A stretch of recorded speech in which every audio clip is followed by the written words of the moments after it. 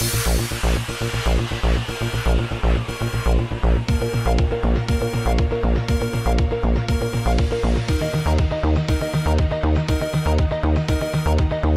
हिंद मजलिस इत्तेहादुल मुस्लिमीन के सदर मोहतरम नकीबे बिला लिहाज व मजहब व मिल्लत जनाब बैरिस्टर अलहाज असदुद्दीन अवैसी की फलाही खिदमात के ज़ुमरे में आज हल्का हैदराबाद की एक शख्सियत सी प्रकाश नामी एक नौजवान अपने पैरों पर खड़े रहने के काबिल बन गया है। तफसीलात के बमौजिब सी प्रकाश नामी इस शख्स को 1989 में एक हादसा पेश आया था और इसने अपने दोनों पैर खो दिए थे और माजूर होकर एक जगह बैठ गया था।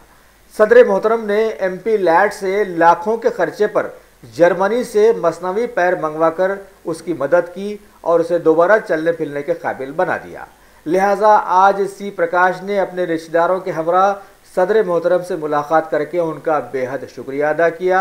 और बहुत सारी दुआएं भी